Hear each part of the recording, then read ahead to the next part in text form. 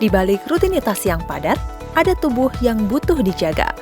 Ini ruang sehat, di mana satu langkah hebat menjadi awal untuk hidup lebih sehat.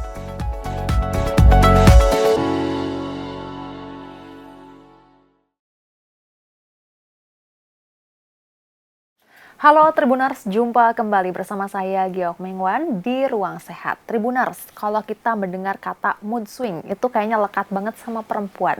Nah, mood swing ini seperti yang kita ketahui dipengaruhi oleh hormon. Tapi tahu nggak sih Tribuners kalau hormon ini berkaitan atau dipengaruhi oleh yang namanya protein? Nah, kenapa sih bisa berkaitan kayak gitu? Nah, kita akan membahasnya bersama dengan dokter spesialis gizi klinis dari Rumah Sakit Pondok Indah Puri Indah, Dr. Adelina SPGK. Selamat sore, Dok. Selamat sore. Oke, kabar baik ya, Dok ya? Baik Oke. Nah, kita akan membahas soal tadi hormon dan hubungan dengan protein. Nah, memangnya seberapa besar sih pengaruh dari protein ini ke hormon perempuan, Dok? Oke. Nah, jadi untuk latar belakangnya dulu ya mungkin ya. Jadi protein itu sebenarnya adalah zat yang sangat penting buat badan kita. Kita bilang bahasa awamnya mungkin zat pembangun. Jadi kalau kita bayangkan badan kita ini rumah, protein itu adalah batu batanya. Jadi kalau batu batanya ini tidak disusun, nggak lengkap, maka si rumah itu nggak akan jadi. Sama kayak badan kita. Nah, hormon itu mungkin sering kita dengar kalau perempuan itu butuh lebih banyak lemak. Kenapa? Karena harus lemaknya itu akan dipakai untuk pembuatan hormon. Nah, sebenarnya yang kadang kita lupa, protein itu adalah penunjang pembuat hormon yang lain. Jadi hormon itu tidak semuanya dibentuk oleh lemak, tapi juga ada hormon yang dibentuk oleh protein. Dan bahkan kalau hormon itu bergerak, dia ngasih sinyal, bekerja sebagai sinyal yang harus ditangkap. Jadi ibaratnya di dalam badan kita tuh ada radarnya. Nah, radarnya ini adalah protein. Jadi sebegitu pentingnya, supaya si hormon ini bisa memberi sinyal yang lengkap, memang protein itu harus ada dan harus terpenuhi. Gitu. Oke, jadi memang segitu bisa dibilang krusial ya protein untuk perempuan ya, apalagi gitu. Nah, berarti kesinambungannya ini bagaimana sampai bisa menyebabkan mood swing gitu, Dok? Jadi kalau mungkin ini ceritanya agak panjang gitu ya kalau sampai hormon kita siap mendengarkan. Sampai mood swing. Jadi gini, kalau pada tubuh perempuan, hormon itu kan ada siklusnya. Jadi hormon yang paling memegang peranan penting adalah hormon estrogen. Nanti ada temannya namanya hormon progesteron, FSH, LH, dan lain-lainnya. Nah, hormon ini akan kadarnya naik turun mengikuti siklus menstruasi setiap bulannya. Katakan kita ambil satu titik sebelum menstruasi.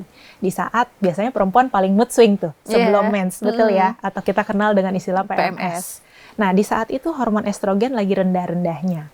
Padahal hormon estrogen ini berfungsi untuk membantu merubah protein yang akan membentuk jadi serotonin. Serotonin itu apa? Serotonin adalah hormon yang ada di otak kita yang bikin happy.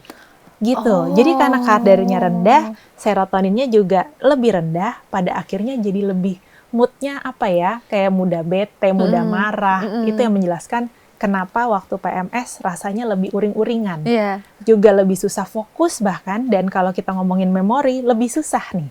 Jadi mungkin kalau kita lagi kerja, aduh kenapa ya, lupa kerjaan, lupa deadline, atau susah konsentrasi lagi meeting, itu memang ada pengaruh dari hormon di situ. Oke. Nah, kalau kita kan tadi ngomongin soal perempuan, tapi kalau kebutuhan protein antara perempuan sama laki-laki beda nggak sih? Tadi kan dia sangat mempengaruhi ke hormon perempuan. Nah, kalau laki-laki sama perempuan, tapi sebenarnya beda nggak sih kebutuhannya? Dok? Nah, kalau kita ngomong fungsi organ yang pada perempuan dan laki-laki sama, katakan jantung, paru-paru, otak, memang kebutuhan protein itu sama. Jadi mungkin bisa dibilang gini, kalau bayi, laki-laki dan perempuan sampai dia anak-anak, kebutuhan protein masih kurang lebih sama. Walaupun laki-laki memang ototnya lebih besar, komposisi ototnya lebih besar, jadi kebutuhan proteinnya lebih banyak. Tapi kemudian setelah masuk fase puberti atau fase pubertas, perempuan ini kan sebenarnya sudah siap untuk hamil. Nah, karena dia akan hamil atau akan menurture kehidupan yang lain di dalam badannya, jadi kebutuhan proteinnya jauh lebih besar. Dan waktu menyusui juga sama. Karena kan akan memberikan ASI, sumber energi, sumber nutrisi buat si bayi, kebutuhan proteinnya besar. Nah, siklus itu tuh waktu hamil, menyusui butuh protein lebih tinggi, dan waktu sudah tidak hamil menyusui, kebutuhan proteinnya lebih rendah dibandingkan protein gitu ya, dibandingkan laki-laki. Tapi nanti waktu setelah mau menopause, justru kebutuhan proteinnya jauh lebih besar. Oh, kenapa Begitu tuh, Dok? usia lebih tua, Mhm. mungkin dipikirnya kan, oh makannya udah nggak usah banyak-banyak gitu ya. Iya Tapi iya, sebenarnya biasanya orang kebutuhan mikir. protein itu lebih besar. Karena otot Oh. kita setelah usia 30 tahun akan terus turun.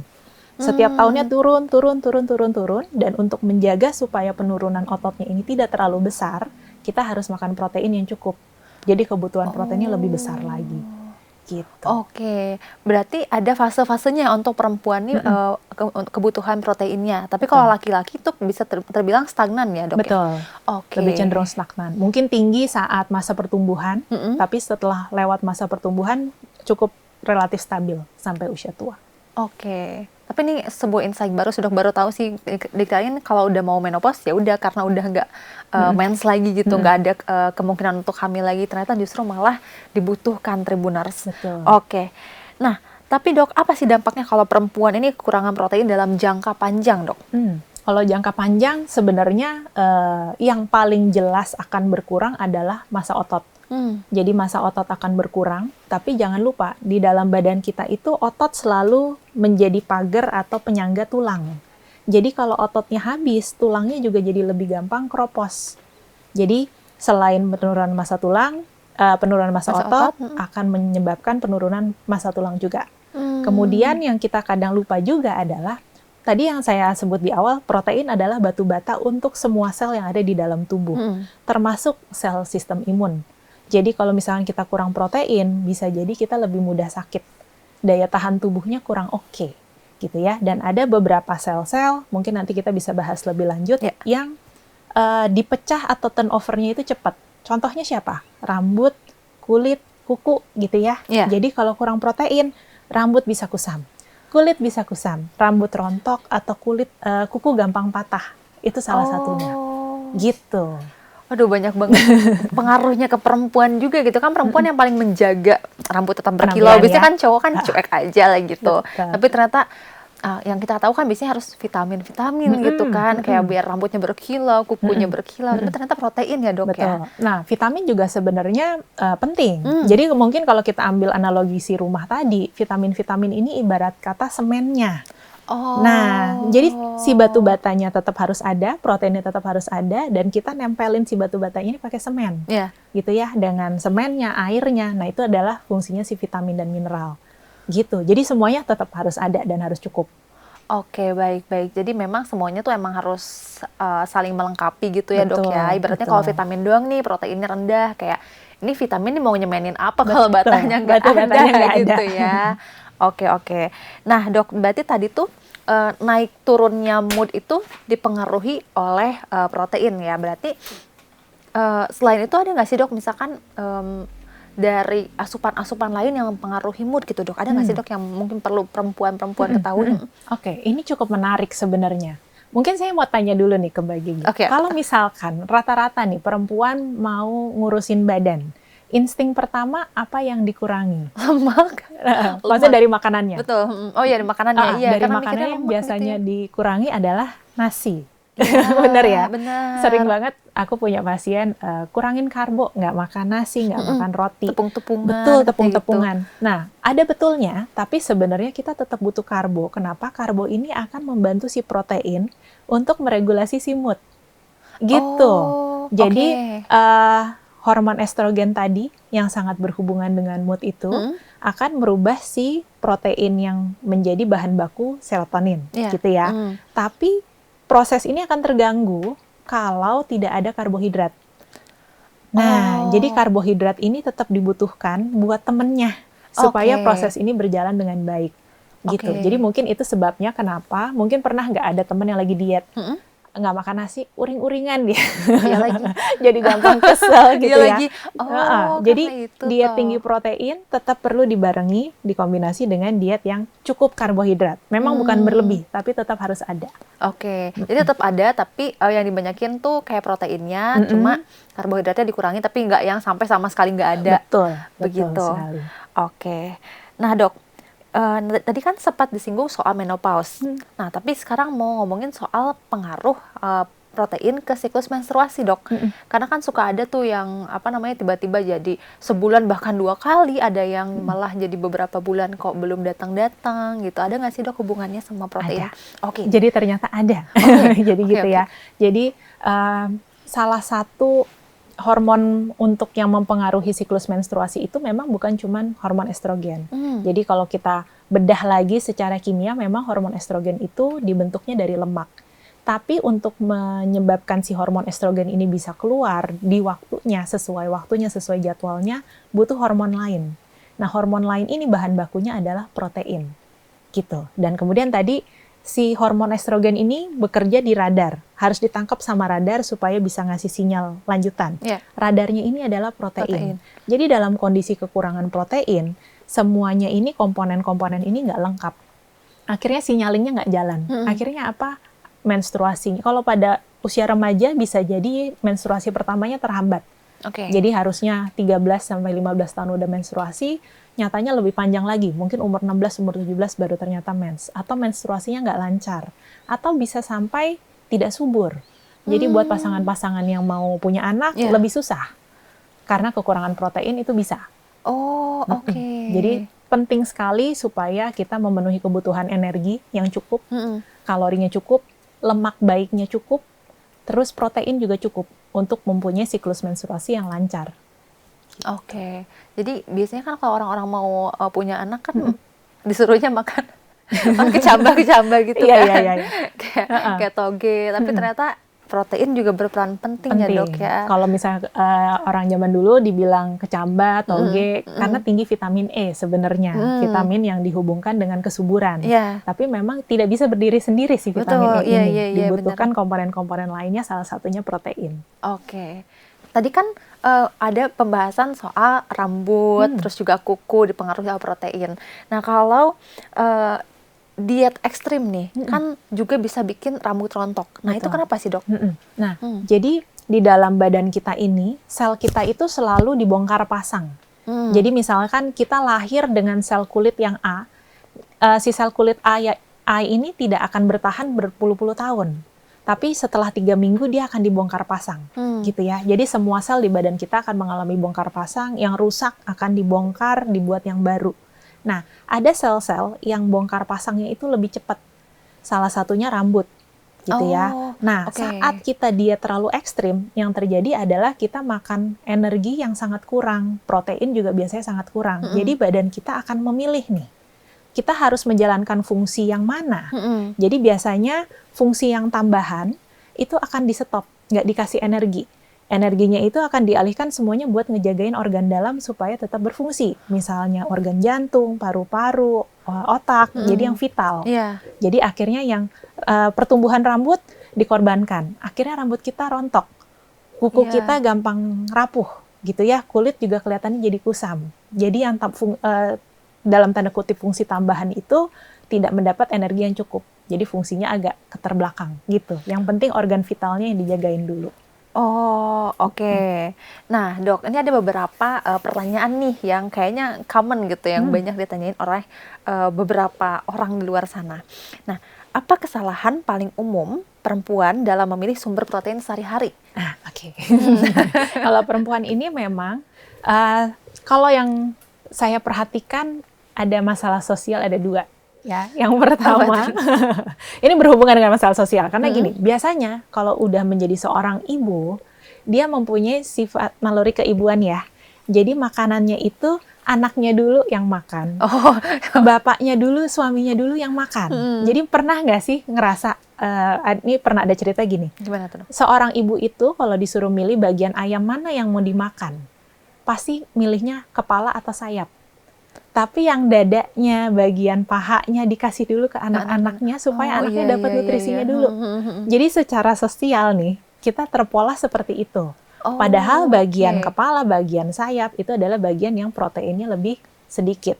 Padahal harusnya makannya juga sama-sama yang paling tinggi proteinnya. Misalkan bagian dada atau bagian paha, itu 1. 2, kalau misalkan memang konteksnya dia mau diet, gitu ya, yang sering adalah skip makan. Misalkan nggak makan pagi, atau yang paling populer adalah nggak makan malam.